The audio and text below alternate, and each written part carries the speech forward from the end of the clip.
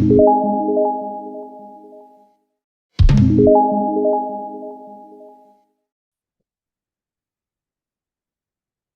है। तो stress management क्या है? स्ट्रेस मैनेजमेंट, सबसे पहला स्ट्रेस क्या होता है, तो इसके लिए हमने कीवर्ड याद करेंगे।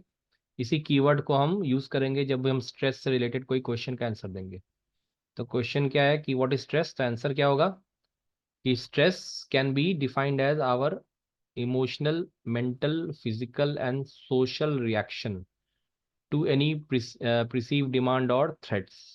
कोई डिमांड हो सकता है, कोई थ्रेट हो सकता है, उससे रिलेटेड हमारा इमोशनल, मेंटल, फिजिकल और सोशल रिएक्शन। रिएक्शन होता है एक्चुअली स्ट्रेस, क्या होता है? एक तरह का रिएक्शन। इमोशनल हो सकता है, मेंटल हो सकता है, फिजिकल हो सकता है या फिर सोशल हो सकता है।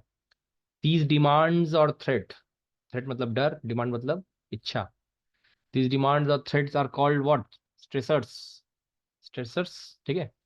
मतलब स्ट्रेसर्स मतलब क्या होता है कि स्ट्रेस को पैदा करने वाला, उसको हम लोग क्या कहते हैं? स्ट्रेसर्स। मतलब या तो डिमांड से हम लोग स्ट्रेस होता है, या फिर थ्रेट से स्ट्रेस होता है, या तो हमारे पास कोई इच्छा होगी तब स्ट्रेस होगा, या फिर कोई हमें डराएगा या किसी से डर लगेगा उससे स्ट्रेस होगा। तो ये हमारे हमारे क्या होते हैं? स्ट्रेसर्स होते हैं। Stressors are the reason for stress. और स्ट्रेस का रीजन क्या होता है? स्ट्रेसर्स होता है। ठीक है। For example, you are too close to the exam but feel unprepared. कल एग्जाम है, आज पूरा प्रिपेयर्ड है लेकिन लग रहा है कुछ क्वेश्चंस अभी भी बाकी बाकी है। तो ये स्ट्रेसर्स हो गया जिससे स्ट्रेस आ रहा है, आएगा।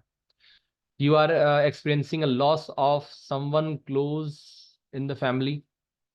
किसी को, मतलब कोई घर से, घर परिवार से छोड़ के चला गया या फिर एक्सपायर हो गया, तो फिर ये स्ट्रेसर का काम करेगा, स्ट्रेस का काम करेगा।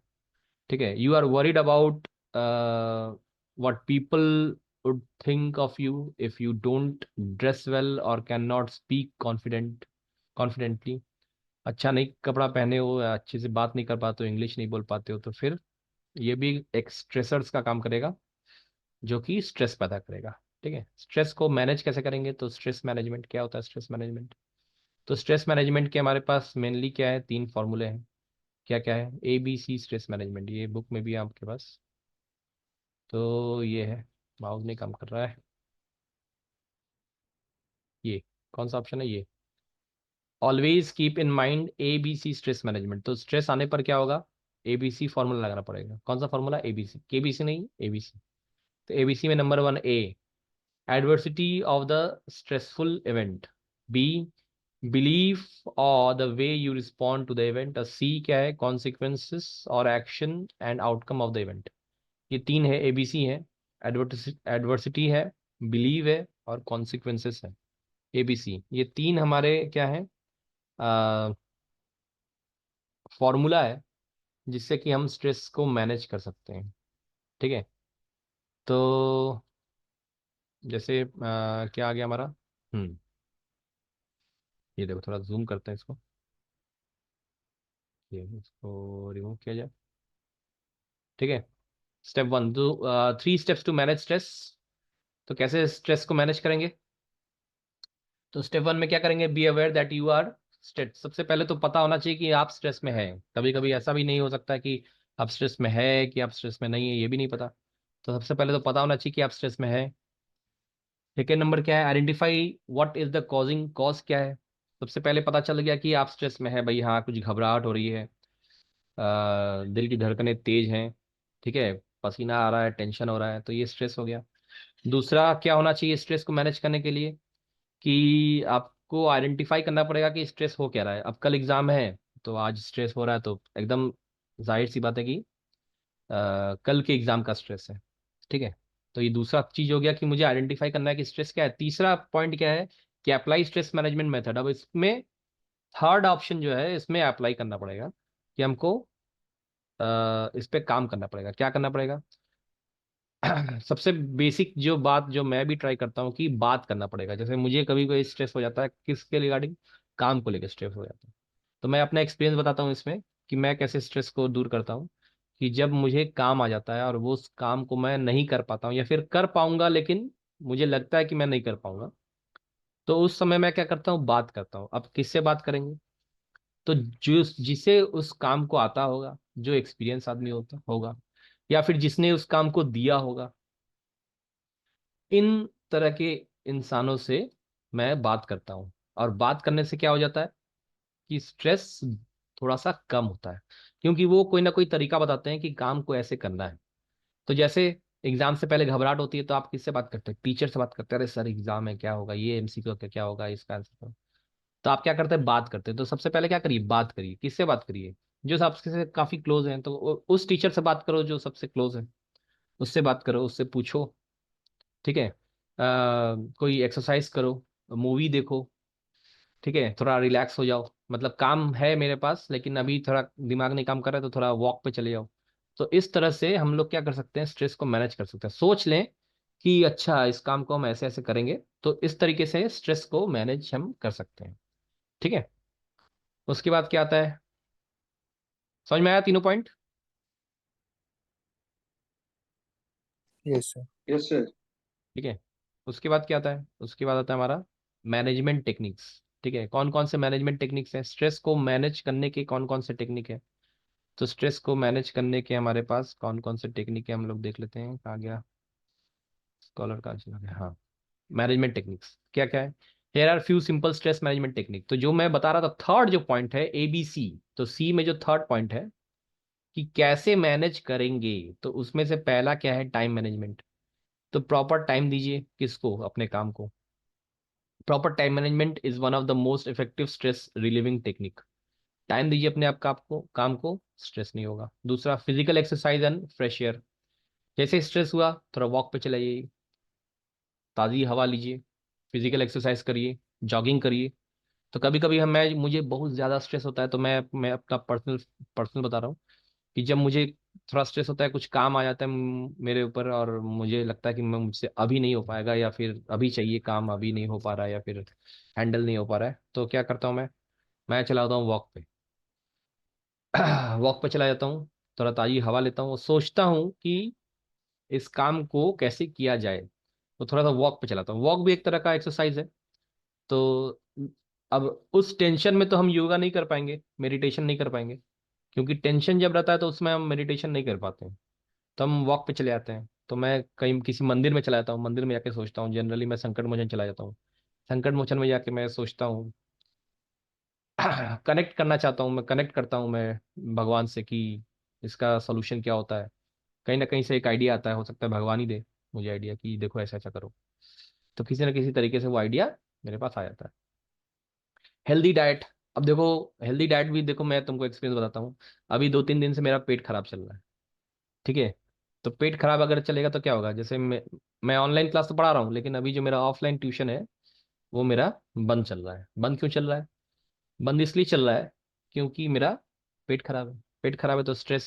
स्ट्रेस, पेट खराब है इसलिए स्ट्रेस नहीं है, क्योंकि बच्चों का एग्जाम है और मैं उनको पढ़ा नहीं पा रहा हूँ, तो मुझे स्ट्रेस आ रहा है कि सिलेबस पेंडिंग है, और बच्चे हमारे मेरे काफ़ी वीक हैं, जो ट्यूशन ट्यूशन वाले हैं, उनको मैं मान लो 1 वीक से मैं जा नहीं पा रहा हूँ, ठंडा भी है काफ़ी है, तो स्ट्रेस आ रहा है। तो इसके लिए, स्ट्रेस के लिए क्या होना चाहिए? हेल्दी डाइट होना चाहिए। हेल्दी डाइट होने से क्या होता है कि आपका शरीर जो है स्वस्थ रहेगा, हेल्दी रहेगा, और आप क्या कर सकते हैं? अच्छे से काम कर सकते हैं। हेल्दी डाइट नहीं रहेगा तो आप क्या करेंगे? कहीं ना कहीं फंसे रहेंगे। पॉजिटिविटी, सबसे पहली बात तो ये है कि आपको ये सोचना पड़ेगा कि काम आपसे, जो आपको काम मिला है वो हो जाएगा। कौन सा काम मिला है? आपके पास कौन सा काम है? आपके पास कल इंटरनल एग्जाम है। तो आपको क्या सोचना चाहिए? आपको ये पॉजिटिव सोचना चाहिए कि पढ़ाई तो मैंने की है, तो वाइवा आएगा तो बोल ही दूंगा, नहीं भी बोल दूंगा तो कितना ही कम आएगा, 1 नंबर थोड़ी ना मिलेगा। ठीक है, तो पॉजिटिव सोचना चाहिए, नहीं मैं बोल दूंगा, कुछ ना कुछ तो मैं बोल ही दूंगा। ठीक है। ऐसे कुछ फीलिंग रखना पड़ेगा, पॉजिटिव फीलिंग रखना पड़ेगा, जिससे हमें स्ट्रेस दूर हो सके। ठीक है। स्लीप, अच्छा नींद चाहिए। देखो यहाँ पे बुक में तुम्हारे PDF में लिखा हुआ है कि 7 घंटे की, 7 आवर्स की रिक्वायर्ड होती है सोने की। तो मेरे हिसाब से 7 घंटा नहीं, जितने घंटे में आपकी नींद पूरी हो जाए। अगर आपकी नींद 10 घंटे पूरी हो जाए तो आप 10 घंटे सोइए। अगर 3-4 घंटे में पूरी हो जाए तो 3-4 घंटे सोइए। ठीक है। तो मुझे जैसे 7-8 घंटा लगता है नींद में, 7-8 घंटा। अगर रात के टाइम में मैं 7 घंटा ना दे पाऊँ, जैसे मान लो 12 बजे सो और 6 बजे उठ गया, तो कितना घंटा हुआ? 6 घंटा हुआ। अब 1 घंटा बच गया, तो 1 घंटा अब मैं कब निकालूंगा? तो 1 घंटा मैं जब स्कूल से आऊँगा तो थोड़ा सा टेंशन रहेगा इधर उधर, तो 1 घंटा मैं सो जाऊंगा। तो प्रॉपर स्लीप चाहिए बॉडी को। और क्या है, holiday with family and friends, ये इसमें तो कुछ बोलना ही नहीं है। घूमने जाते ही होगे आप लोग। लास्ट कहाँ गए थे बताओ। मैं तो मैयर गया था। मैयर गए थे, तुम कहाँ गए थे बताओ। मेरा सर हर्षल जाना होता झांसी है गए सर। थे नानी के घर। झांसी गए थे नानी के घर, रिफ्रेशमेंट, रिफ्रेश होने। और तुम 1 तारीख को मैयर गए थे, 1 तारीख को गए थे ना। नहीं सर, 31 से पहले आ गए थे, इस साल वापस जाएंगे। 31 से पहले आ गए थे। 31 से पहले आ गए, 31 को हम लोग वहां पढ़ते हैं चित्रकूट में। अच्छा, दर्शन किए कि नहीं। सर दर्शन किए थे। दर्शन किए तो 1 तारीख को तुम लोग कह रहे थे ना कि पापा कह रहे थे जाएंगे 1 तारीख को। 1 तारीख नहीं को नहीं, नहीं वो हुआ। 1 तारीख को नहीं, 31 से हम लोग को 1 तारीख से पहले करना था। 1 तारीख से पहले करना था, अच्छा अच्छा। ये सर, हम ठीक लोग है। का साल भर होता है ना सर। अच्छा, साल में एक बार जाना होता है। साल में एक बार जाना होता है, अच्छा। तो क्या हुआ कि हॉलीडे होना चाहिए किसके साथ, अकेले नहीं, फ्रेंड्स के साथ और फैमिली के साथ होना चाहिए। फ्रेंड्स और फैमिली के साथ क्या होना चाहिए, हॉलीडे होना चाहिए। इससे क्या होगा, इससे ये होगा कि एक रिफ्रेशमेंट हो जाता है, रिफ्रेश हो जाता है आदमी, मूड फ्रेश हो जाता है। तो साल में 1 बार 2 बार 3 बार, जितना आपको अगर घूमना पसंद है तो खूब घूमिए। घूमने से क्या होता है कि एक चैप्टर था शायद हिंदी में ना, घुमक्कर, घुमक्कर जिज्ञासा, पढ़े हो तुम लोग। शायद 10th में नहीं है, 12th में हिंदी हिंदी नो में सर। है, पढ़े हो। हूँ सर। No sir. नहीं। तो एक 12th में था, मेरे यूपी बोर्ड के टाइम पे था, घुमक्कर जिज्ञासा। उसमें क्या होता था कि एक कवि है जो दिन भर घूमता रहता है, घूमता है, तो घूमते घूमते घूमते क्या होता है कि चीजों को पता चलती है, जैसे ट्रेडिशन पता चलता है, कल्चर पता चलता है, बात करने का तरीका पता चलता है, लैंग्वेज पता चलता है, भाषा पता चलता है, रहन सहन पता चलता है, रूट पता चलता है, ज्योग्राफी पता चलता है, हिस्ट्री पता चलता है, बहुत सारी चीजें पता चलती है, ठीक है ना। नई नई चीजें पता चलती है। तो घूमने से माइंड फ्रेश भी होता है और एजुकेशन भी काफी अच्छा हो जाता है, मतलब कि काफी कुछ चीजें सीखने को भी मिलती है, ठीक है। तो हॉलीडे भी चाहिए होता है, किसके साथ, फ्रेंड्स और फैमिली के साथ, जिस जो क्लोज है उनके साथ, ठीक है। उसके बाद कौन सा एक पॉइंट है, एबिलिटी टू वर्क इंडिपेंडेंटली, ये एक पॉइंट है, ठीक है। अच्छा बताओ, टीम में काम करना अच्छा होगा कि अकेले काम करना अच्छा होगा।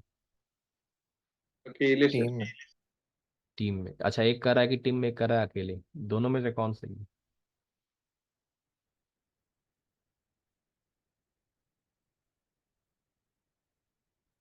बताओ, cricket match, world cup cricket match, अकेले खेल के जीता जा सकता है कि ग्रुप के साथ। ग्रुप के साथ। ग्रुप के साथ। तो आंसर क्या है, टीम के साथ। टीम के सर मैं साथ। बताऊं एक, हाँ। ओलंपिक में इंडिया को मेडल आर्चरी में कैसे मिला था? टीम के साथ, इंडिविजुअल। हाँ वाह, गजब, गुड। तो इंडिविजुअली मिला था, ठीक है। तो वो इंडिविजुअली मिला था, उस पर भी आते हैं, ठीक है। तो काम जब भी हम लोग किया करते हैं तो काम करने का जो बेस्ट वे होता है वो टीम वर्क होता है, ठीक है। लेकिन टीम वर्क जो होता है वो काम करने का सबसे बेस्ट वे होता है। कभी भी कोई भी काम मिले, कोई टास्क मिले, तो उसका बेस्ट वे क्या होता है कि हम टीम के साथ टीम में। करेंगे, टीम में करें। टीम में करने पे क्या होता है कि काम बढ़ जाता है, डिवाइड हो जाता है, स्ट्रेस कम होता है, सबको अपना अपना काम होता है, काम जल्दी भी होता है, एक्यूरेट होता है, ठीक है। लेकिन यहाँ पर पॉइंट क्या आ गया, एबिलिटी टू वर्क इंडिपेंडेंटली, ठीक है। अब एक नया लिंक देते हैं, उस पे आते हैं।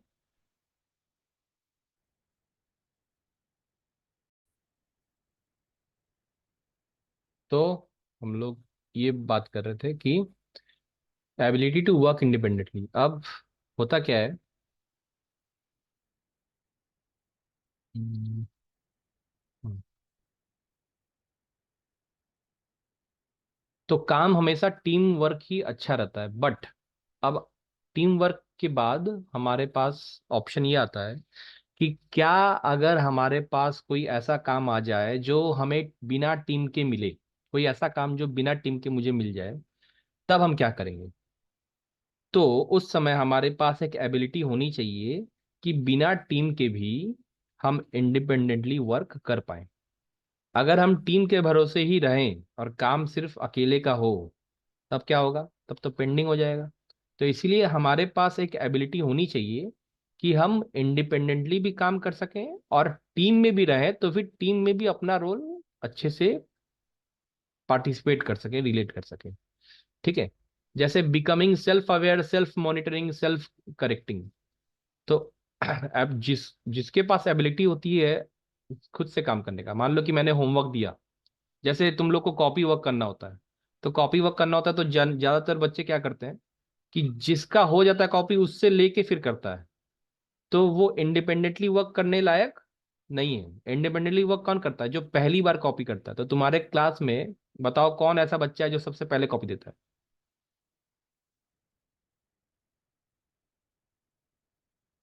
कौन है वो? सर मैं भी हूँ, मृदुल भी है। तुम और मृदुल।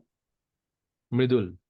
तो तुम दोनों में क्या है कि इंडिपेंडेंट वर्क काम करने का, मतलब इंडिपेंडेंटली काम करने का एक एबिलिटी है। क्यों? क्योंकि जो भी काम मिला वो तुम किसी पे डिपेंड नहीं रहते हो कि उसकी कॉपी पहले हो जाए तो फिर हम करेंगे, या तो तुम बुक से या इंटरनेट से या किसी से पूछ के किसी ना किसी तरीके से तुम अपना वर्क कंप्लीट कर लेते हो।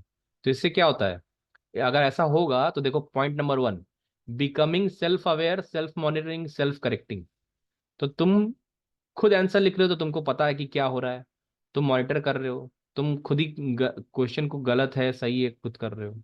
ठीक है, दूसरा अगर करेगा तो क्या होगा कि जो लिखा है वही है, गलत लिखा है तो गलत ही लिख देगा, सही लिखा हो सही लिख देगा। Knowing what you do, what you need to do. जब तुम्हारे पास एबिलिटी हो जाती है वर्क इंडिपेंडेंटली काम करने का, तो तुम्हें पता है कि काम कैसे करना चाहिए, उसके लिए क्या क्या रिक्वायरमेंट है। ठीक है, अब तुमको पता है कि बुक से आंसर लिखना है तो बुक ले लोगे, तुम चाहते हो कि इंटरनेट से आंसर मिल जाएगा, तुमको इंटरनेट से ले लोगे, पीडीएफ है कोई ई बुक है ई बुक से ले लोगे। पॉइंट नंबर 3 देखो, taking the initiative rather than being told what to do. तुम इनिशिएटिव लोगे बिना किसी सोचे कि रुक जाते हैं किसी का और देख लेते हैं, तो इनिशिएटिव लोगे नहीं, हम पहले काम करेंगे।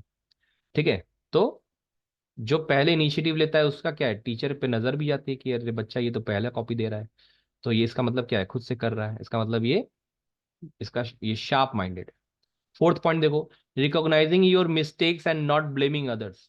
अब तुम अगर काम करोगे तो गलतियां भी होंगी, गलतियां होंगी तो तुम्हारी होंगी, तुम किसी दूसरे पे डिपेंड नहीं रहोगे, ना ही किसी को ब्लेम करोगे, है ना। तुम्हारी मिस्टेक है, तुम अपने आप को ही ब्लेम करोगे, दूसरे को तो ब्लेम करोगे नहीं। ठीक है, और अगर सही भी होगा तो खुद जो तारीफ के हकदार भी तुम खुद रहोगे। Having the ability and the well to learn continuously. अब खुद सिंगल हैंडेड काम करने में या इंडिपेंडेंटली काम करने में क्या होता है कि कॉन्फिडेंस आता है। क्या आता है? कॉन्फिडेंस आता है। Ability, having the ability and the will to learn continuously, मतलब पढ़ने की क्षमता आ जाती है, तुमको समझ में आ जाएगा कि इस क्वेश्चन का आंसर यहाँ मिलेगा, इस क्वेश्चन का आंसर यहाँ नहीं मिलेगा, इस क्वेश्चन का आंसर वहाँ मिलेगा। तो तुम्हें एक चीज पता चल जाएगी कि क्या चीज कहाँ से पढ़ना है। उसके बाद नेक्स्ट पॉइंट है हमारा इमोशनल इंटेलिजेंस। क्या है इमोशनल इंटेलिजेंस? ठीक है, ये क्या है?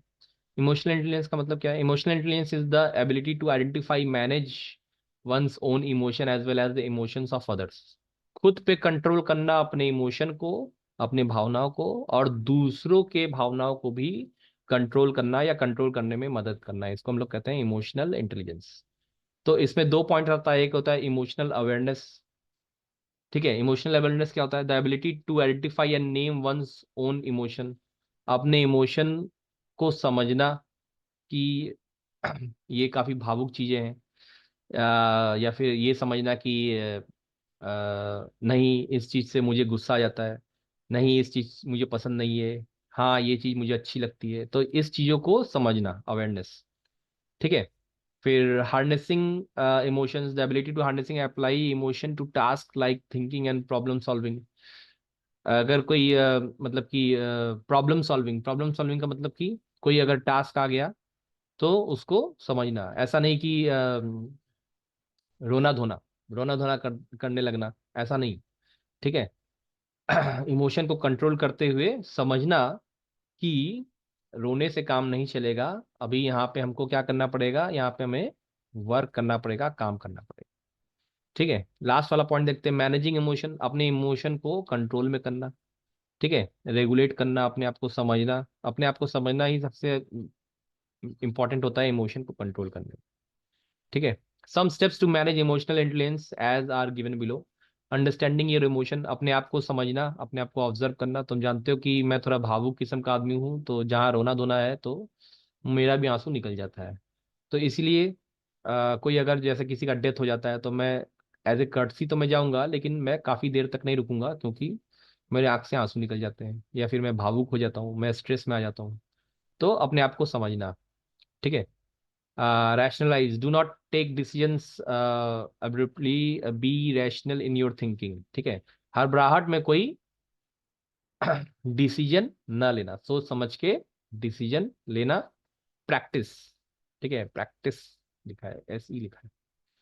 Do meditation and yoga to keep yourself calm. अगर जैसे इमोशन में मान लो कि गुस्सा भी आता है, तो गुस्सा अगर आता है या फिर चिड़चिड़ाहट हो जाती है, तो उसके लिए हमको क्या करना पड़ेगा, हमें क्या समझना पड़ेगा, हमें मेडिटेशन की जरूरत पड़ेगी। हम योगा कर सकते हैं, हम मेडिटेशन कर सकते हैं। कुछ लोग क्या करते हैं, मेडिटेशन योगा की जगह सो जाते हैं, गुस्सा आता है तो सो जाता है आदमी। तो ये भी एक तरह का है कि सो जाओ, थोड़ा रिलैक्स कर लो। सो जाने का मतलब क्या है कि रिलैक्स कर जाना, वॉक पे चले जाना, मेडिटेशन करना, योगा करना। तो ये भी इस तरह से भी हम लोग क्या करते हैं, अपने इमोशन को कंट्रोल करते हैं। जैसे मान लो कि पापा ने डांट दिया, गुस्सा आ गया, तो क्या किए, घर छोड़ के चले गए? नहीं, वॉक पे निकल जाओ, किसी मंदिर में चले जाओ, छत पे चले जाओ, अकेले में अपनी बात करो। ठीक है, तो इस सारी चीजों को हम लोग क्या करते हैं ठीक है, उसके बाद आता है हमारा self awareness, strength and weakness analysis. हमारे सेल्फ अवेयरनेस मतलब मेरे पास क्या मेरी स्ट्रेंथ क्या है, मेरी वीकनेस क्या है, उसको एनालाइज करना। तो अगर मुझे पता चल जाए कि मेरी स्ट्रेंथ क्या है और मुझे किन किन चीजों में प्रॉब्लम होती है, मतलब स्ट्रेंथ और वीकनेस पता चल जाए, तो मैं अपने बारे में अच्छे तरीके से अपने आप को मैं जानता हूँ। ठीक है, तो जैसे कोई पूछा जाए कि तुम्हारी हॉबी क्या है, तो कुछ लोग सोचने लगते हैं मेरी हॉबी है इसका मतलब वो अपने बारे में जानता ही नहीं। और जो पूछता है कि तुम्हारी हॉबी क्या है, तो वो मेरी हॉबी तो है भाई ये है, ये है, ये है, ये है। तो वो अपने बारे में अब अच्छे से जानता है। ठीक है, तो अगर किसी को अपना स्ट्रेंथ और वीकनेस पता है तो वो अपने बारे में अवेयर है, और अगर कोई अपने बारे में अवेयर है तो उसे डिसीजन लेने में भी काफी हेल्प होता है। ठीक है, technique for identifying your strength and weakness. अच्छा, अब क्वेश्चन ये है कि अपना स्ट्रेंथ और वीकनेस मैं आइडेंटिफाई कैसे करूं, मुझे पता कैसे चलेगा? तो पहला ऑप्शन देखो, फाइंडिंग स्ट्रेंथ। तुम्हारी स्ट्रेंथ को ढूंढने का तरीका या तुम्हारी एबिलिटी को ढूंढने का तरीका। पहला, think of anything that you are always successful. तो पहला पॉइंट ये कहता है कि हमेशा ऐसा सोचो जिसमें कि तुम कुछ भी करो, वो काम करो या वो काम किए हो जिस पे हमेशा तुम्हें सफलता मिली हो या सक्सेस मिला हो। जैसे मान लो कि तुम बहुत अच्छा चेस खेलते हो, रनिंग अच्छा करते हो, या खाना अच्छा बनाते हो। तो वो चीजें सोचो जिसपे तुम्हें तुम्हारी तारीफ होती है। पढ़ाई अच्छा तुम्हारी राइटिंग बहुत अच्छी है, तो उसके बारे में सोचो। ठीक है, think about what others like in you. ठीक है, तो दूसरों से पूछ के ये पता करो कि या दूसरों से पता करो कि तुम्हें मुझ में क्या अच्छा लगता है। ठीक है, इससे मुझे स्ट्रेंथ या एबिलिटी मुझे पता चल जाएगी। थर्ड वाला देखो क्या है, take out time and think about what you do well. ये पता करने की कोशिश करो कि मैं ये अच्छा कर रहा हूं, लेकिन मैं ये अच्छा कर सकता हूं, हो सकता है। जैसे देखो तुम्हारे क्लास में एक नाम बच्चा नाम है मृदुल, है ना, जो अभी नाम बोलते हैं मृदुल। तो मृदुल क्या है, कितना लंबा है कि नहीं? तो लंबा है, हट्टा यस कट्टा सर। भी है। तो उसे क्या करना चाहिए, उसका स्ट्रेंथ क्या है पता है? उसका स्ट्रेंथ है थोड़ा सा लेजी है। लेजी इसलिए है क्योंकि क्या कहते हैं कि मतलब कभी स्पोर्ट्स में उतना पार्टिसिपेट नहीं करता है, जबकि उसे स्पोर्ट्स में पार्टिसिपेट करना चाहिए, लेकिन कभी वो सोचा ही नहीं।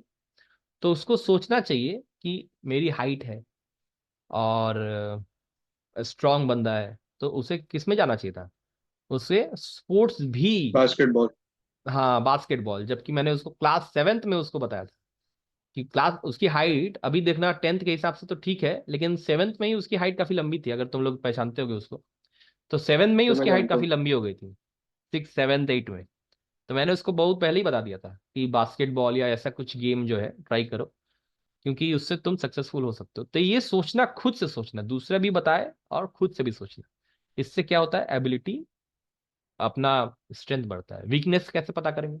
वीकनेस पता करने का भी एक गुण होता है। वीकनेस पता होने पर भी अगर मुझे पता है कि मेरी वीकनेस क्या है, तो इसका मतलब भी ये है कि मैं सेल्फ अवेयर हूं, मुझे अपने बारे में पता है।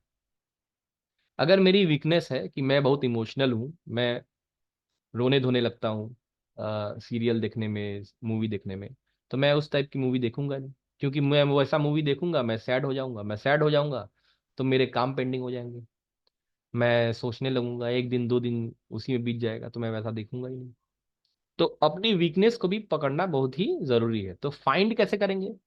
तो पहला पॉइंट क्या कहता है कि point out the areas where you struggle and the thing you find difficult to do. वो चीज सोचो जिसमें तुम्हें स्ट्रगल होती है। जैसे राइटिंग, जितना भी कोशिश कर ले राइटिंग सुधरती नहीं है, तो ये सोचो। और वो काम सोचो जो करने में बहुत दिक्कत होती है, जैसे सीढ़ी चढ़ने में बहुत दिक्कत होती है, दौड़ने में दिक्कत होती है, तो ये तुम्हारी वीकनेस है, मतलब फिजिकल स्ट्रेंथ नहीं है मान लो। ठीक है, look at the feedback others usually give you. जो तुम, वही वही पॉइंट है, उसी का उल्टा है। ठीक है, पहले से खुद से सोचो जो अच्छा नहीं कर रहे हो। सक्सेसफुल होने के लिए जो अच्छा कर रहे हो उसको सोचो, और वीकनेस कैसे सोचोगे ये भी तुम्ही को सोचना पड़ेगा, जिसमें तुम सही नहीं हो। दूसरों से फीडबैक मांगो कि अच्छा मैं बताओ कि तुम्हें मुझ में क्या कमी लगती है।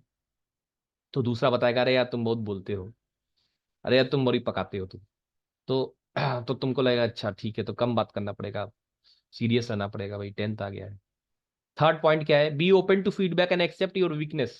अब कोई दूसरा कोई बोलेगा अरे तुम बहुत बकवास करते हो, तुम बहुत बोलते हो, बहुत पकाते हो, तुम्हारा मुंह बहुत टेढ़ा है, तुम मेरे सामने मत आया करो। तो दूसरे जब तुम्हें रोस्ट करते हैं, या दूसरे जब तुम्हारे वीकनेस बताता है, जब तुम पूछते हो या फिर दूसरा कोई बताता है, कोई टीज करता है, तो उसको एक्सेप्ट करो और उसको इम्प्रूव करो।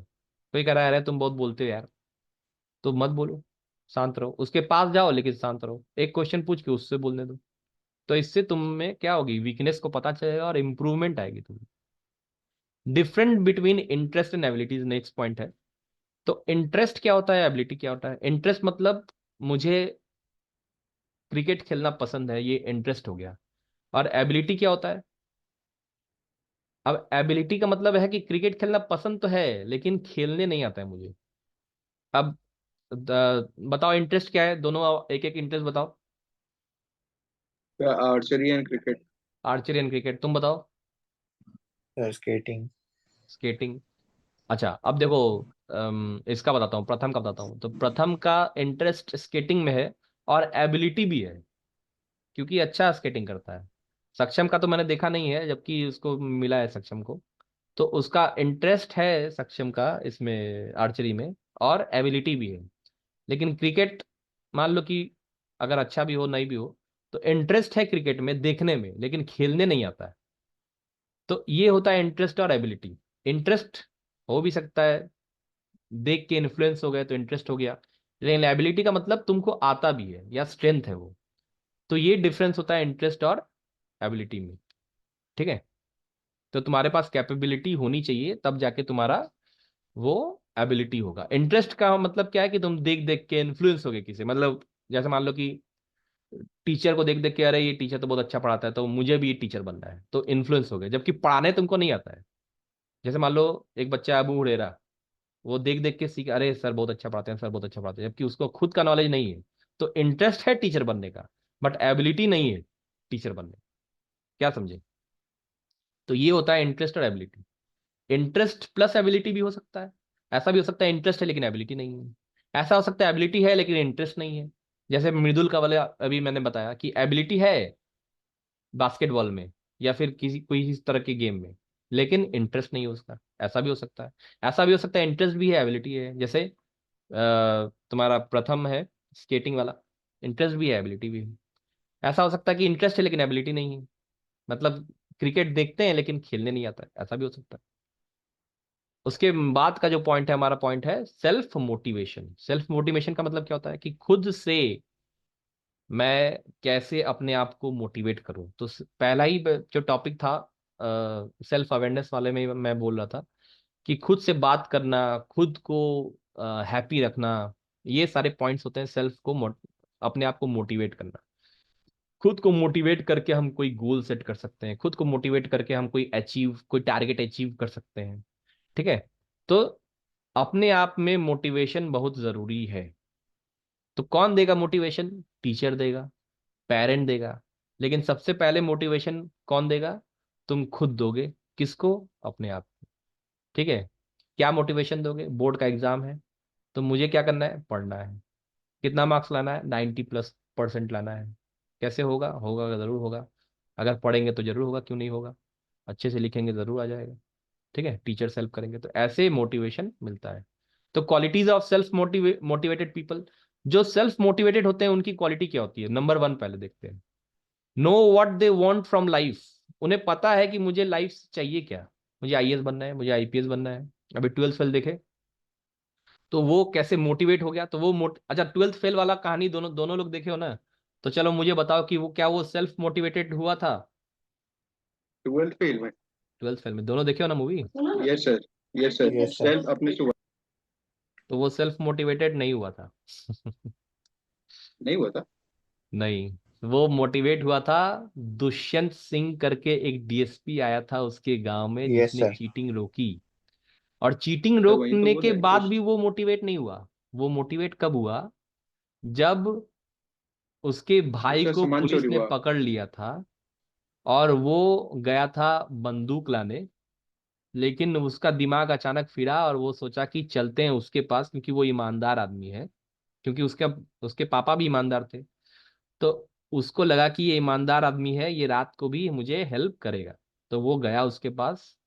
और जब उसके पास गया तब वो देखा कि किस तरह से उसने दोनों को जेल से रिहा करवाया। और बहुत आसानी से समझ गया कि ये दोनों फंस चुके हैं, इसीलिए उन दोनों की हेल्प किया। और उसने ये भी देखा कि ये काफी पावरफुल आदमी है, क्योंकि गांव का जो विधायक था, सबसे पावरफुल आदमी था गांव का। और जो पुलिस वाला था गांव का, जो सबसे मतलब जो थाना इंचार्ज था, वो भी इस डीएसपी के आगे सर झुका रहा था, इसकी बात मान रहा था। और उसको वहां से मोटिवेशन मिला। तो उसको सेल्फ मोटिवेशन नहीं मिला, उसको दुष्यंत सिंह नाम के एक डीएसपी से मिला। पुलिस डीएसपी से मिला कि उसने बोला गाड़ी में बैठे कि मेरे पापा भी बहुत ईमानदार हैं, लेकिन वो हमेशा फंस जाते हैं। तो मुझे लगा ईमानदारी अच्छी चीज नहीं है। तो गाड़ी में बैठे डीएसपी ने बोला नहीं नहीं, ईमानदारी उतनी भी बुरी चीज नहीं है। तब वो गाड़ी से उतर के उसने पूछा कि सर मुझे आपकी तरह बनना है, कैसे बनना है? बोला क्यों बनना है? बोला कि मुझे ये पता चल गया कि अगर ईमानदारी किसी पावरफुल आदमी के पास हो तो फिर सुधर सकता है देश। तब वहां से उसको मोटिवेशन मिला। तो वो सेल्फ मोटिवेटेड नहीं हुआ था, उसको एक मोटिवेशन फैक्टर मिला था। लेकिन बाद में जब दुष्यंत सिंह चले गए, फिर बाद में जब वो दिल्ली गया मुखर्जी नगर में अपने दोस्त के साथ, तब वहां से वो उसका सेल्फ मोटिवेशन उसका स्टार्ट हुआ। उसके बाद का जो भी जर्नी था उसका आईपीएस बनने का, वो पूरा सेल्फ मोटिवेशन पे था। क्या क्या था देखो, ये चारों पॉइंट वहीं पे थे। देखो उस मनोज कुमार जो है, क्या नाम था हीरो का? मनोज, मनोज जो भी है। तो उस मनोज के जो सेल्फ मोटिवेशन, देखो ये 4 पॉइंट मिलेंगे। पहला number, know what they want from life. उसे पता था कि मुझे आईपीएस ऑफिसर बनना है। पहले तो उसको ये पता था कि मुझे डीएसपी बनना है, पुलिस में डीएसपी बनना है। तो बाद में उसे पता चला कि डीएसपी से भी ऊपर का एक पोस्ट होता है जिसे आईपीएस ऑफिसर कहते हैं, है ना? आईपीएस ऑफिस ऑफिसर कहते हैं। तो उसको लगा कि अच्छा, तब मैं आईपीएस ऑफिसर बनूंगा। तो उसे पता था। दूसरा पॉइंट देखो, आर फोकस्ड, फोकस था। उसे पता था कि मुझे क्या पढ़ना है, तब जाके मैं आईपीएस ऑफिसर बनूंगा। उसने ग्रेजुएशन किया, उसके बाद उसने एक कोचिंग क्लासेस ज्वाइन की और दिन भर पढ़ा। थर्ड पॉइंट देखो, नो व्हाट इज इम्पोर्टेंट। उसे पता था कि काम काम भी करना पड़ेगा, घर भी चलाना पड़ेगा, इसलिए वो काम भी करता था, पढ़ता भी था। चौथा पॉइंट देखो, are dedicated to fulfil their dreams. दिन भर लगा रहता था, सोने का टाइम बहुत कम था, आटा चक्की में काम करता था, लाइब्रेरी में काम करता था, और पढ़ता भी था, तो डेडिकेटेड था। तो ये 4 पॉइंट थे जो कि वो उसको सेल्फ मोटिवेटेड करता था। सेल्फ मोटिवेटेड में सबसे पहला पॉइंट बहुत इंपॉर्टेंट है कि पता होना चाहिए कि मुझे बनना क्या है। अगर मुझे ये ना पता हो कि मुझे बनना क्या है, तब कोई काम के नहीं हो तुम। इसीलिए सबसे पहला फोकस क्या होना चाहिए कि मुझे बनना क्या है लाइफ में। मुझे एंटरप्रेन्योर बनना है, मुझे आईपीएस ऑफिसर बनना है, मुझे आईएएस ऑफिसर बनना है, मुझे इंजीनियर बनना है, मुझे डॉक्टर बनना है, मुझे सिविल सर्विस में जाना है, मुझे देश की सेवा करनी है, मुझे आर्मी में जाना है, मुझे डिफेंस में जाना है। तो सबसे पहले तो ये पता होना चाहिए, और उसके बाद जब पता हो जाएगा उसके बाद उसको गोल को अचीव करना पड़ेगा। अच्छा, मान लो सेल्फ मोटिवेशन नहीं है तो कैसे करेंगे? तो पहला पॉइंट क्या है? फाइंड आउट योर स्ट्रेंथ, पता करो स्ट्रेंथ क्या है। दूसरा, set and focus your goal, goal set करो। तीसरा, डेवलप अ प्लान, एक प्लान डेवलप करो जिससे टारगेट अचीव हो सके। चौथा, अचीव योर गोल। अब चौथा पॉइंट बोलने में तो बहुत इजी है कि अचीव कर लो, लेकिन ऐसा होता तो ही ना है। अब तुम कहोगे कि मेरा टारगेट है 100% रिजल्ट लाना, 100% मार्क्स लाना, मतलब 500 में 600 में 600, तो ये मेरा गोल है। लेकिन ये आसान तो है नहीं। तो लिखा हुआ है टू अचीव योर गोल। तो एक प्लान बनाना पड़ेगा जो कि अचीव करना है, ठीक है। और अपना स्ट्रेंथ देखना पड़ेगा, ठीक है। तो स्ट्रेंथ के हिसाब से अपना गोल सेट करो, और गोल जैसा है उसके हिसाब से टारगेट सेट करो, और टारगेट को हमें अचीव करना पड़ेगा, ठीक है। और stay loyal to your goals. अब अगर गोल है तुम्हारा कि 95% मुझे किसी ना किसी तरह लाना ही है, तो लाना ही है। जैसे कंप्यूटर में तुमको 100 में 100 लाना ही है, तो लाना है। तो इसके लिए तुमको लॉयल होना पड़ेगा। लॉयल कैसे होगे?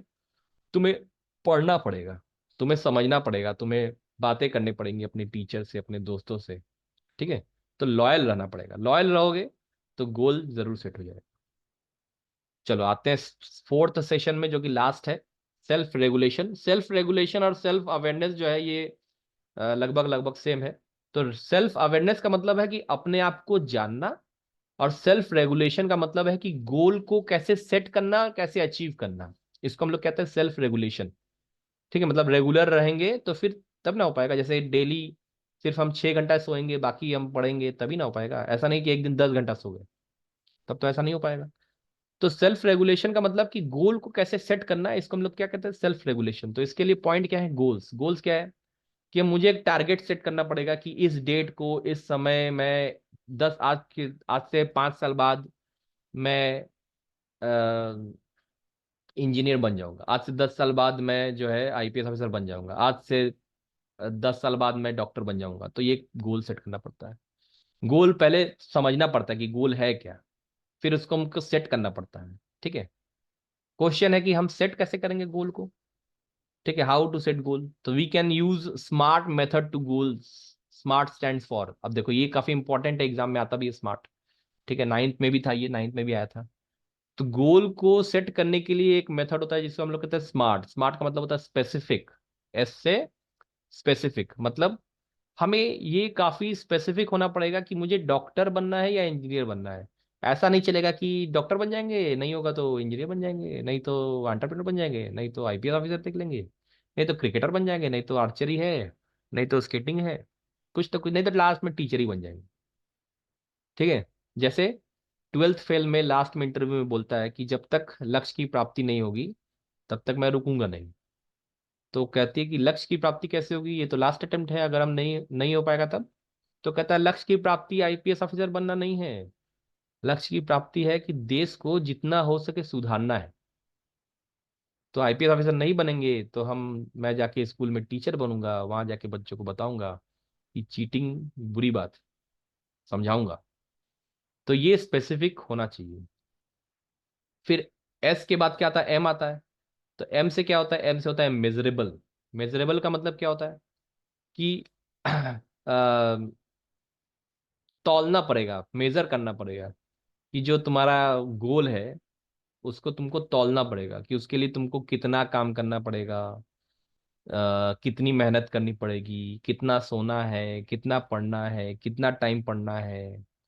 मान लो कि स्कूल से घर जाने में या घर से स्कूल आने में तुमको बस में 1 1 घंटा डेली वेस्ट होता है, तो हम स्कूल में सो जाएंगे, घर बस में सो जाएंगे, और घर में आके पढ़ेंगे, या फिर बस में पढ़ेंगे, घर में आके सो जाएंगे। तो मेजर करना पड़ेगा।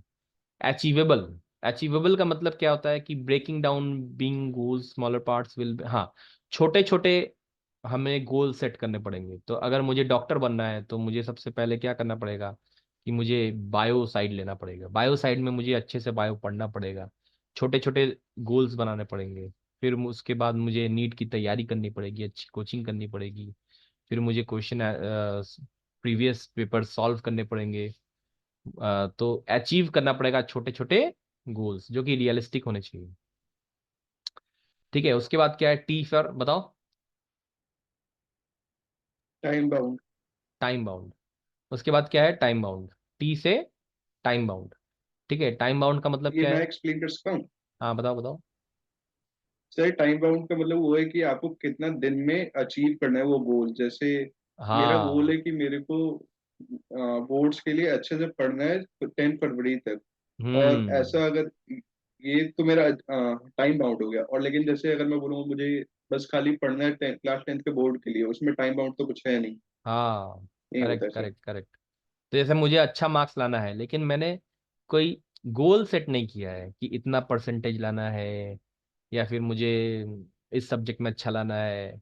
तो तो अगर मुझे गोल सेट करना है तो मुझे टी स्मार्ट में टी आता है लास्ट में। तो टी का मतलब क्या होता है, टाइम बाउंड। टाइम बाउंड का मतलब होता है कि मुझे एक टाइम फिक्स करना होगा कि मैं इतने दिनों तक पूरा चैप्टर को रिवाइज कर लूंगा। उसके बाद उसके बाद एक एक दिन करके मैं रिवीजन शीट लगाऊंगा, उसके बाद ओल्ड क्वेश्चन पेपर लगाऊंगा।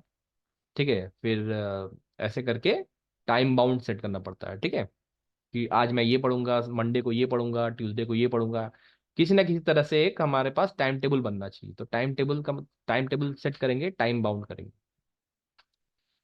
अच्छा, एक और लास्ट भी है क्या? चलो लास्ट ये है। तो सेल्फ रेगुलेशन वही है, सेल्फ रेगुलेशन में ही टाइम मैनेजमेंट एक ऑप्शन आता है। टाइम मैनेजमेंट का मतलब होता है कि कम टाइम में या जो मेजरेबल टाइम है उस टाइम में हम किसी तरह से उस पर्टिकुलर चीज को अचीव कर सकें। Time management it's important. तो time management is the thinking skill that help you to, time management से क्या होता है, कंप्लीट टास्क ऑन टाइम। तो अगर आप टाइम मैनेज करेंगे तो क्या होगा कि टास्क कंप्लीट हो जाएगा। जैसे अभी ये क्लास अभी तुम्हारा 9:30 पौने 10 तक चल रहा है। तो तुम्हें पता है कि इसके बाद मुझे 2 घंटा और पढ़ना है और मेरा कल का वाइवा तैयार हो जाएगा। ठीक है, make a daily time table. अब अचानक से पढ़ोगे तो नहीं हो पाएगा, इसलिए डेली का टाइम टेबल बनाना पड़ेगा। डेली का अगर टाइम टेबल बनाओगे तो कल के वाइवा के लिए कोई प्रॉब्लम ही नहीं रहेगी। ठीक है, उसके बाद make a good guess at how long it will take you to do something. तुम्हें ये अच्छे से गेस करना पड़ेगा कि ये सिलेबस को कवर करने के लिए मुझे इतना इतना इतना पढ़ना है। ऐसा नहीं कि ये चलो कल पढ़ लेंगे परसों पढ़ लेंगे, नहीं। तुम्हें पता होना चाहिए कि कितना पढ़ने में कितना स्कोर होगा। चौथा पॉइंट देखते हैं, submit homework and assignment on time. मैंने बोला कि ये इस चैप्टर को तैयार करो। देखो क्लास 9th बी में मैं पढ़ाता हूँ, उसमें एक बच्ची है आर्या और एक बच्ची है जानवी। तो जानवी जब क्लास 8 में थी तब भी उसका कॉपी वर्क बहुत अच्छा था, और आर्या नाम की बच्ची है उसका कॉपी वर्क भी काफी अच्छा था। लेकिन अब मैंने क्या किया कि जैसे ही क्लास 9th आया तो उसमें एक सेल्फ मोटिवेशन आया कि सर का मुझे काम करना है, उसे थोड़ा सा इंटरेस्ट आया कंप्यूटर में। और जनरली उसका कंप्यूटर का प्रैक्टिकल तो अच्छा नहीं है लेकिन उसका थ्योरी काफी अच्छा है कंप्यूटर में। तो पहला जो चैप्टर मैंने उसको पढ़ाया उसमें उसने काफी इंटरेस्ट लिया, और उसने क्या किया कि कॉपी एकदम, जैसे ही मैंने बोला कि कल कॉपी चाहिए तुरंत कॉपी आ गई उसकी। तो जैसे ही उसकी कॉपी आई तो मैंने क्या किया, सिग्नेचर किया, टिक मार्क किया, लिखा good, well done, keep it up. तो उसे क्या मिला, फिर से मोटिवेशन मिला, अरे सर ने वो गुड बोला। तो उसके बाद क्या हुआ पता है, कि अप्रैल से लेके अभी फेब तक, मतलब जैन तक, हर चैप्टर में उसकी कॉपी पहले आती है। जैसे ही मैं बोलता हूँ कि कल कॉपी कंप्लीट हो जानी चाहिए, तो किसी का नहीं आता है, उसका पहले आ जाता है। और कभी कभी क्या आता है कि मैंने बोलने से पहले ही आ जाता है। क्यों? क्योंकि उसको जो मैंने अप्रिशिएट किया पहले, तो पहले मैं उसको सबमिट किया, उसने होमवर्क, तो मैंने अप्रिशिएट किया। अप्रिशिएट करने में क्या हुआ कि उसे अच्छा लगा। अब वो क्या करती है कि मेरे बिना बोले ही वो कर लेती है। अब जो लास्ट चैप्टर चल रहा है प्रेजेंटेशन, तो मैंने बोला कि चलो प्रेजेंटेशन धीरे धीरे स्टार्ट कर लो, क्वेश्चन आंसर करना। तो वो बोली यस सर। अब जिस दिन मैं मांगूंगा उसी दिन वो दे देगी। क्योंकि वो धीरे धीरे स्टार्ट कर चुकी है। ठीक है, तो submit your homework assignment on time, इससे क्या होता है, इससे सेल्फ कॉन्फिडेंस बढ़ता है, improve self confidence, self motivation बढ़ता है। Not waste time during the day. कैसे हम लोग वेस्ट करते हैं, देखो हम लोग वेस्ट कैसे करते हैं, देखो बातचीत करना तो बहुत अच्छी बात है, दोस्ती करना भी अच्छी बात है।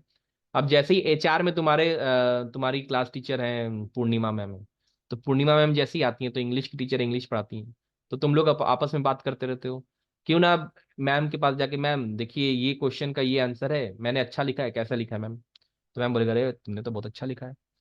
तो टाइम को वेस्ट ना करके तुम डायरेक्ट मैम से ही बात कर लो, तो मैम और अच्छा अच्छा बताएंगी। तो मैम को ही दोस्त बना लो, जो भी टीचर आए जिससे तुम ज्यादा कंफर्टेबल हो उनसे बात करो, राह चलते सर ये कैसे हैं सर आप, तो मैं ये इस तरह का प्रिपरेशन करता हूँ, जो कि सक्षम करता है मेरे साथ काफी काफी काफी टाइम, पूछता भी है मुझसे, तो काफी अच्छी बात है। इसी तरह तो टाइम को वेस्ट ना करके हम लोग ये कर सकते हैं। टाइम वेस्ट ना करके मैं एक और एग्जांपल देता हूँ तुम लोग को। बस में तुम लोग का जैसे मान लो प्रथम का बहुत टाइम वेस्ट हो जाता है बस में, सक्षम का तो नजदीकी है, लेकिन प्रथम का वेस्ट हो जाता है। तो प्रथम क्या करेगा बस में, प्रथम को क्या करना चाहिए, आंसर बताओ। प्रथम का डेली 2 घंटा स्कूल जाने में, 1 घंटा जाने में, 1 घंटा आने में वेस्ट होता है, तो उसे क्या करना चाहिए। फिर टाइम बाउंड बना देना चाहिए कि बस में जाके पढ़े, मैं ऑप्शन देता बस हूँ, में पढ़ सर ले या सो बस स्कूल, ले। मैं सर बस में ऑप्शन, पढ़ाई नहीं हो सकती, कुछ भी हो जाए। कुछ भी हो जाए बस में पढ़ाई नहीं हो सकती, तो मैं ऑप्शन देता सर हूँ, इतना चिल्लाते हैं बच्चे उसमें। मैं ऑप्शन देता हूँ। ऑप्शन नंबर 1, स्कूल चेंज कर दिया जाए, घर के नजदीक कोई स्कूल पकड़ लिया जाए जो कि टाइम वेस्ट ना हो। ऑप्शन नंबर 2, स्कूल नहीं चेंज करेंगे, बस में सो लिया जाए, सो के जो है तो घर में, मतलब 2 घंटा हम सो जाएंगे बस में, तो क्या होगा कि घर में कम सोएंगे, तो उतना टाइम पढ़ लेंगे। तीसरा ऑप्शन है कि बस में पढ़ लेते हैं। चौथा ऑप्शन है कुछ खाने का जो आइटम होता है वो हम बस में ही खा लेंगे, ताकि घर में जाके ना खाने खाने का टाइम वेस्ट हो। पांचवा टाइम ये है कि जो बस में, जो मैं किसी ऐसे दोस्त के साथ बैठूं या ऐसे बच्चे के साथ बैठूं जो मुझसे ज्यादा इंटेलिजेंट हो, और मैं उससे क्वेश्चन पूछता रहूं, बात भी करूं, क्वेश्चन भी पूछूं, अलग अलग चीजों की बात खेलता रहूं, लेकिन उसी से बात करूं। तो बताओ कौन सा ऑप्शन बेस्ट रहेगा प्रथम के लिए। Option 1। Option number 1, school change. प्रथम बताओ। फिर पांचवा सही रहेगा। पांचवा रहे, सर प्रथम शुरू बताओ। से इसी स्कूल में 2 साल के लिए क्या चेंज करके करेंगे। तो बताओ कौन सा ऑप्शन है, प्रथम सक्षम बता रहा है ऑप्शन नंबर 5, तुम बताओ।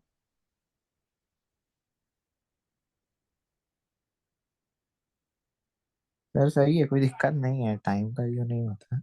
टाइम किल नहीं होता है, अच्छा तो अगर टाइम किल नहीं होता, टाइम तो किल होता है। देखो तुम्हारा स्कूल से चौक में जाने में तुमको 1 से 1.25 घंटा आते समय, मॉर्निंग में तो जल्दी हो जाता है, लेकिन आते समय तुमको टाइम किल होता है, तो तुमको 2-2.5 घंटा यस सर। डेली वेस्ट होता है स्कूल, जिस दिन जाते हो।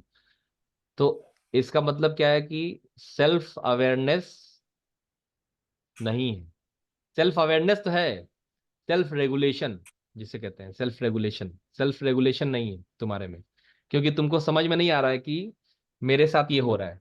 जैसे कि मुझे समझ में आ रहा है, बीइंग अ टीचर, मैं जाता हूँ बस में बैठता हूँ और बैठा रहता हूँ, तो कुछ टीचर क्या करते हैं, ईयरफोन लगा देते हैं, गाना सुनते हैं, तो गाना सुनने में क्या होता है, एंटरटेनमेंट हो जाता है। कुछ लोग कॉपी चेक कर लेते हैं, कुछ लोग बात करते हैं, कुछ लोग कुछ खा लेते हैं, कुछ लोग, हम मैं जैसे क्या करता हूँ, बैठ के बस नज़ारा देखता हूँ, तो मेरा भी वेस्ट होता है। लेकिन मैं सोचता हूँ, 5 सालों से मैं यही सोच रहा हूँ कि मैं इस टाइम को कैसे यूटिलाइज करूँ, लेकिन क्योंकि मुझे बस में प्रॉब्लम होती है, पढ़ने में, रीडिंग करने में, मोबाइल देखने में, मैं मोबाइल भी नहीं चलाता हूँ, मोबाइल में व्हाट्सअप व्हाट्सअप इंस्टा इंस्टा कुछ नहीं देखता हूँ, क्योंकि मुझे बस में दिक्कत होती है, तो मुझे एक प्रॉब्लम है बस में, इसीलिए मैं उसको यूटिलाइज नहीं कर सकता। नहीं तो मैं आराम से, कम नहीं तो इंस्टाग्राम में रील बना देता, मैं बुक पढ़ लेता, पीडीएफ पढ़ लेता, मैं कुछ ना कुछ इनोवेटिव कर लेता। लेकिन क्योंकि मुझे बस में प्रॉब्लम होती है उल्टी वगैरह की, इसलिए मेरा वेस्ट जाना ही जाना है।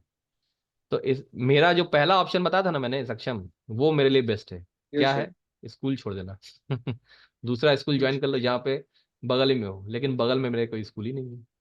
या एक और ऑप्शन है, स्कूल के बगल में अपना घर ले लो, ताकि टाइम ही ना लगे। जैसे तुलिका मैम है, रीचा मैम है, जो रुद्रा वाले में रहते हैं, या Manish Tiwari yes sir sir. है, अगल बगल रहते हैं वैसा। सर मनीष तिवारी सर कहाँ रहता है? मनीष तिवारी सर वही मुगल सराय में रहते हैं। उनका भी लगता है 15-20 मिनट लगता है। अब मुझे 1 घंटा लगता है, 1 घंटा आते समय तो 1-1.5 घंटा लग जाता है डेली। 5 साल से मुझे इतना टाइम वेस्ट हो रहा है मेरा। चलो लास्ट पॉइंट है, पढ़ लेते हैं। 4 step for effective time management organise. जो ऑर्गेनाइज करता है कैसे होगा, तो ऑर्गेनाइज करना पड़ेगा। We plan our day to day activities. Prioritise, हमको समझना पड़ेगा कि खाना हमारे लिए जरूरी है, कि पढ़ना जरूरी है, कि सोना जरूरी है, कि बात करना जरूरी है, कि टीवी देखना जरूरी है। तो ये प्रायोरिटी हमको देना पड़ेगा। अगर पढ़ने में मुझे कौन सा प्रायोरिटी देना है, पहले कंप्यूटर पढ़ना है कि पहले इंग्लिश पढ़ना है कि पहले मैथ पढ़ना है, ये भी प्रायोरिटी देना जरूरी है। Control, we have to control over our activities and time. जैसे क्रिकेट खेल रहे हैं तो खेलते रह गए 4 घंटा 5 घंटा, ये सब चीजें हमको क्या करनी पड़ेगी, कंट्रोल करनी पड़ेगी। ट्रैक, वी आइडेंटिफाई, हमें हमेशा ट्रैक करना पड़ेगा कि ट्रैक लिखा है कि नहीं, we identify note where we have spend our time. हमें ये, जैसे मैंने अभी ट्रैक किया, मैंने अपना और प्रथम का ट्रैक किया कि हम लोग को डेली 2 घंटा 2.5 घंटा, जिस दिन हम लोग स्कूल जाते हैं तो 2 से 2.5 घंटा हमारा वेस्ट होता है बस में। तो ये मैंने ट्रैक तो कर लिया है, लेकिन सॉल्यूशन अभी तक ना मुझे मिला है, ना ही सक्षम, ना ही प्रथम ने दिया है। तो ट्रैक तो मैंने किया है, लेकिन जबकि प्रथम ने ट्रैक भी नहीं किया है, लेकिन सॉल्यूशन अभी तक नहीं मिला है, ना मुझे और नहीं प्रथम को, कि क्या किया जा सके। ठीक है, तो मैंने तो एक सॉल्यूशन लिया है, जैसे क्योंकि मैं, मेरे बस में राजीव सर बैठते हैं, तो मुझसे काफी इंटेलिजेंट हैं राजीव सर, एक कोऑर्डिनेटर भी थे, और काफी कूल माइंडेड हैं, एम एस धोनी की तरह, और काफी ब्रिलियंट है, मैथमेटिक्स के जीनियस हैं, और कोई भी प्रॉब्लम बताओ तो तुरंत सॉल्यूशन बताते हैं।